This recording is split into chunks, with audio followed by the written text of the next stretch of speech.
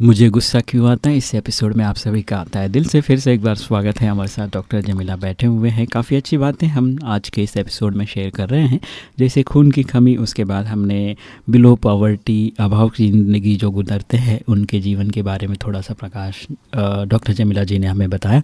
आगे हम सुनेंगे जैसे कि डॉक्टर जमीला जी, एक उदाहरण, मेरे पास गुस्सा क्यों आता है कभी कभी, मैं अपने दोस्त से मोबाइल मांगता हूँ कॉल करने के लिए तो वो नहीं देता है मुझे। अच्छा। लेकिन तभी भी मैं बर्दाश्त कर लेता हूँ, लेकिन मेरे ही सामने कोई लड़की आके उससे मोबाइल मांगता है तो दे देता है, तो और गुस्सा मेरा बढ़ जाता है। तभी ये सिचुएशन में मैं क्या करूँ? नहीं करे कम से कम। नहीं, पर ऐसा सिचुएशन आता है तो क्या करूँ मैं?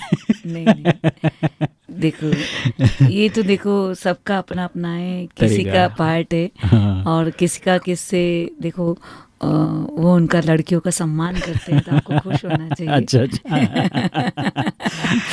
कि उनके अंदर इतना रिगार्ड है बयान तो महिलाओं के लिए। हाँ। तो आप उसका कंपैरिजन अपने से ना करें, क्योंकि आप तो अपने हो, तो अपने को तो मना कर ही सकते हैं। अच्छा। तो आप बड़ा दिल रखें। क्या बात है। तो डॉक्टर जमीला जी, आप कुछ और बताने वाले थे। मैं चित्त ग्लानि की जो अवस्था, जो कि क्वालिटी कॉन्शियस जो है आजकल बढ़ता जा रहा है। गिल्टी कॉन्शियस मतलब आपसे कोई बड़ी भारी भूल हो जाती है और आप किसी को बता नहीं रहे हैं और फिर अंदर ही अंदर वो बढ़ता जाता है। हाँ, यस। और एकदम आपको वो पाप का बोझा जो है, जो अंदर अंतरात्मा आपको खाती है, तो वो जब बढ़ता जाता है तो जो सप्रेशन वाला गुस्सा है, बराबर, वो एक अवमदित क्रोध जिसको कहते हैं, और फिर वो एक दिन विस्फोट हो सकता है। यस। क्योंकि वो कई दिनों से उस बात को झेलता रहता है कि मेरे से ऐसी गलती क्यों हुई। क्योंकि कई बार ऐसी गलती होती है जिससे उसकी बीवी बच्चे सब छूट जाते हैं। ऐसी उनसे भारी भूल हो जाती है कि सब लोग उनको छोड़ के चले जाते हैं और वो चित्त ग्लानि की अवस्था, गिल्टी कॉन्शियस जिसको कहते हैं। जी। तो फिर वो अंदर ही अंदर पीता रहता है और एक दिन फिर वो एकदम आक्रोश के रूप में, वो अवमदित क्रोध, कभी कभी क्या होता है इस बर्थ में नहीं तो नेक्स्ट बर्थ में वो फूटता है, मगर फूटता जरूर है। क्या बात है।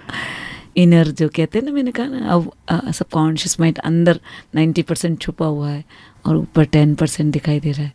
तो ये जो गिल्टी की फीलिंग है, इसमें हमें भगवान यही सिखाते हैं कि आप रोज हमें, मतलब आप अपन किसी को सुना देते हैं तो हल्का हो जाते हैं। बराबर, अगर नहीं सुनाते तो मुश्किल में आ जाते हैं। यस। तो माफ़ी मांग लो। भगवान कहते हैं आप लिख लो रात को मेडिटेशन में, भगवान से आप चिट्ठी में साफ लिख लो अपने अंदर की जो भी बात है, तो मन हल्का हो जाता है। और ये गिल्टी कॉन्शियस आगे चल के एक बहुत बड़ा नासूर बन जाता है, जख्म बनते तो उसको नासूर नहीं बनने देना है। बराबर, आप लिख लो तो और अच्छा रहता है। मान लो आप लिख नहीं पाते हो, आप पढ़े लिखे नहीं हो, बराबर, तो सुना दो। सही। क्योंकि आप किसी दूसरे को अपनी भारी भूल सुनाओगे तो वो 1 की 10 करके वो दुनिया को सुनाएगा। तो हम दूसरों को तो नहीं सुना सकते, मगर कम से कम भगवान को तो सुना ही सकते हैं। तो सारा बोझ भगवान को अगर हम दे देते हैं तो हम एकदम हल्के हो जाते हैं।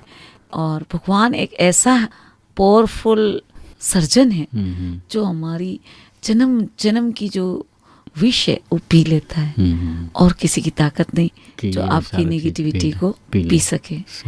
ठीक है ना। तो उस समय आपको भगवान से शक्ति मिल जाती है, उस चिंतन का आप उससे परे हो जाते हैं और आप गुस्से से बच जाते हैं।